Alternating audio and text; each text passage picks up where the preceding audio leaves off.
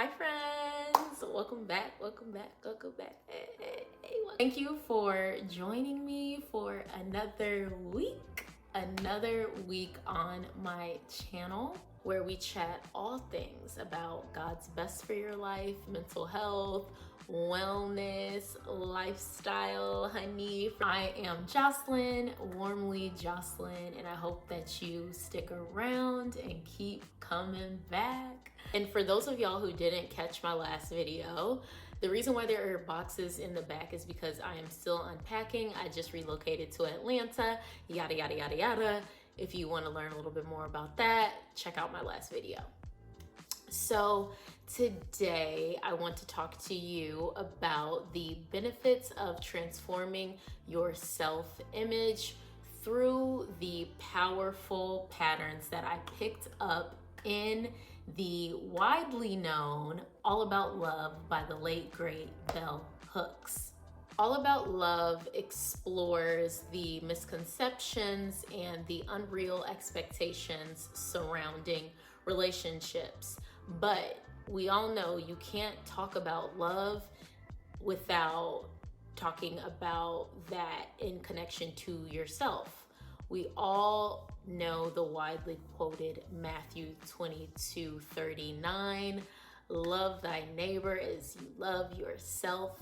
But it begs the question, how are you loving yourself, right? How do you see yourself? These are the types of questions that I think about and have thought about as I was reading All About Love, and oftentimes when I am reading passages about love. So let's dive in on where to start thinking about these questions. Hooks cites that the pillars of self-esteem and what I'm calling and what I'm coining as new self-image can be developed through living consciously, self-acceptance, self-responsibility, self-assertiveness, living purposefully, and practicing personal integrity.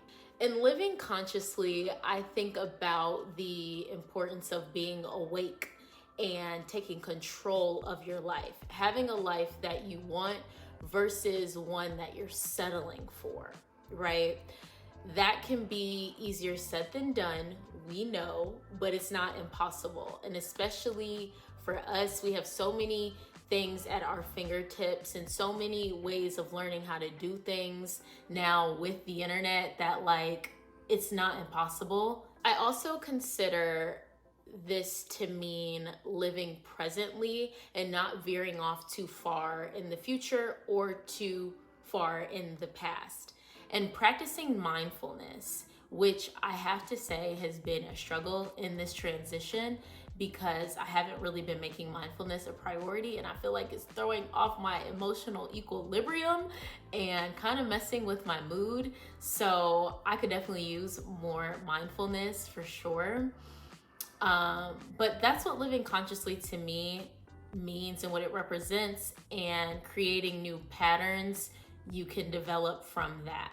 Now, the next one with self-acceptance, I'm so empathetic toward the struggle of fully accepting yourself and what that means, because we live in a world that's constantly criticizing what's hot, what's not, what you should be, what you shouldn't do, what's conventionally acceptable.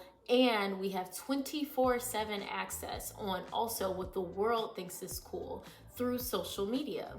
So there's no shortage of what not having self-acceptance looks like.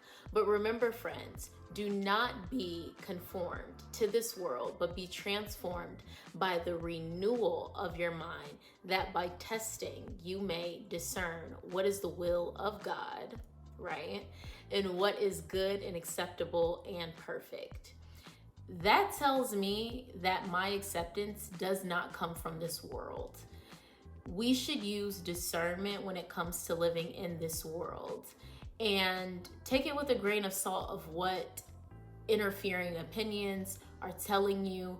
Work at protecting your mind and protecting your joy from outside interfering, opposing messages about what you are not and your worth and your value, because we know that those are wrapped up in misogyny. We know it's wrapped up in propaganda. We know that it is wrapped up in capitalism. We know that it's wrapped up in so many things that are not the basis of your acceptance. So let's just remember that your value and your worth far exceeds anything that the messages of this world tell you. So I suggest, and this is just my 2 cents, I suggest writing a list of all the things that you love about yourself.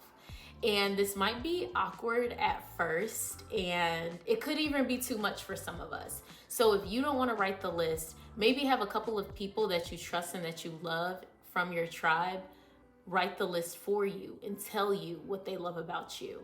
And once you see that list, either that you wrote or that was given to you, really sit with it, digest it, like think about it and hold it in your heart.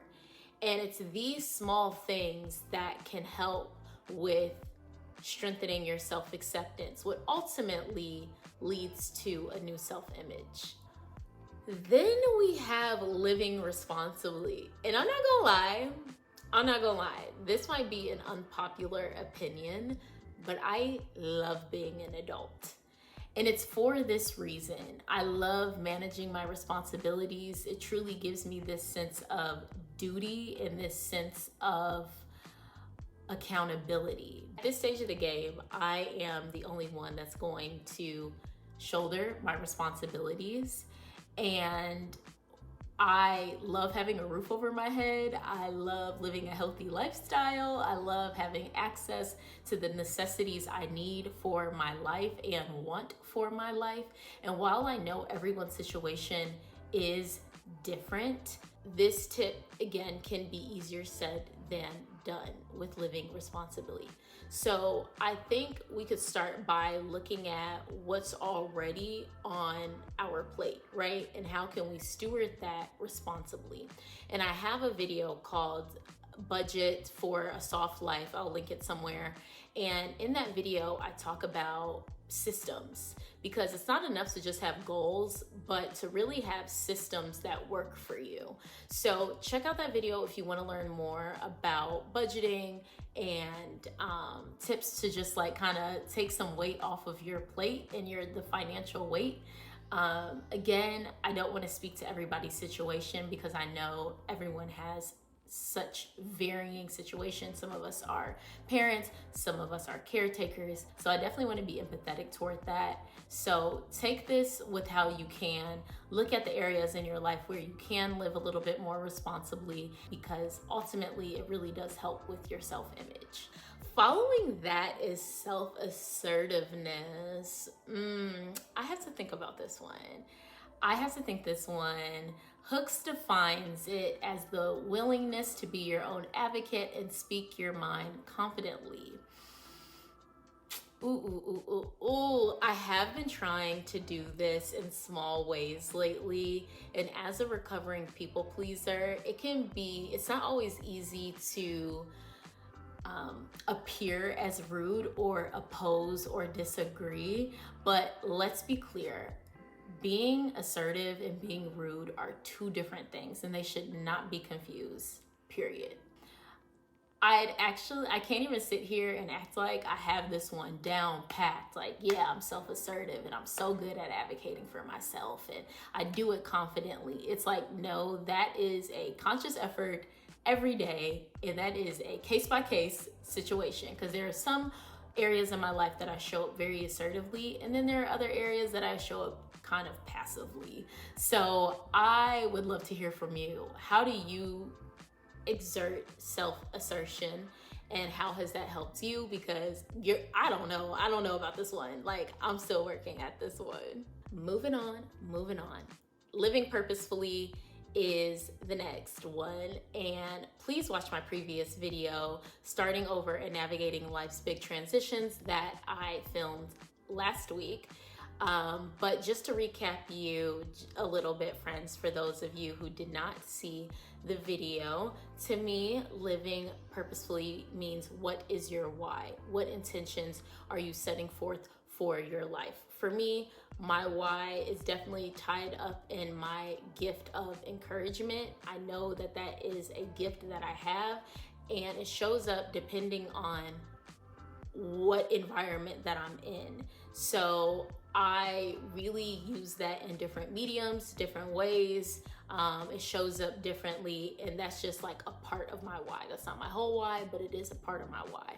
So if you could just get a little understanding about what your why is, and if you even already know your why, you are ahead of the game. So check out my last video. I talk about this, but living purposefully, it can transform the way that you think about your life, the way that you see yourself, and ultimately your self-image. Last and certainly not least is practicing personal integrity, aka be kind, be accountable, be righteous, be fair, non-judgmental, loving, slow to anger, these types of things. And while these things sound so simple, I really feel like when we look around in our world, we see less and less and less of this stuff. We see less and less of honesty. We see less and less of just being kind and non-judgmental and just being open and loving to everyone, not just some people, everyone. And that is a topic in and of itself, but practicing personal integrity really allows you to respect yourself. And when you respect yourself, you love yourself. And when you love yourself, you treat yourself differently. And when you treat yourself differently, you have transformed your self-image. So I think that practicing personal integrity is huge. I tell you, anytime that I fall into gossip, I automatically feel terrible. I feel terrible from the standpoint that, and when I'm talking about gossip, it could be celebrity gossip, it could be things that are so small, but still nonetheless, it chips away at my integrity, and it goes against this and opposes who I say that I am. And if I say that I'm a person with integrity, and if I say that I'm working on my character, and if I say that I'm XYZ, but I'm showing up in a way that opposes that threatens my self-integrity. So it's things like that. They're just things that just are not worth it. So I think that this is a huge one, like a huge one. And I couldn't agree more that practicing personal integrity 100%